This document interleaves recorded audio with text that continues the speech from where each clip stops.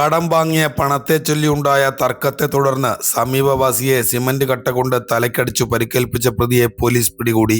കുണ്ടുമൺ കണിയാമ്പറമ്പിൽ പുത്തൻവീട്ടിൽ നിസാമിനെയാണ് Kannanallur police arrest ചെയ്തത്. Kummallur TB ജംഗ്ഷനിൽ ഷാനവാസ് മനസ്സിലിൽ താമസിക്കുന്ന ഷമീർ ഹുസൈനെയാണ് ഇയാൾ സിമന്റ് കട്ട ഉപയോഗിച്ച് മൂക്കിലും വായിലും ഇടിച്ച് പരിക്കേൽപ്പിച്ചത്. തുടർന്ന് ഷമീറിന്റെ മൂക്കിന്റെ പാലം തകരുകയും ഒരു പല്ല് നഷ്ടപ്പെടുകയും ചെയ്തു.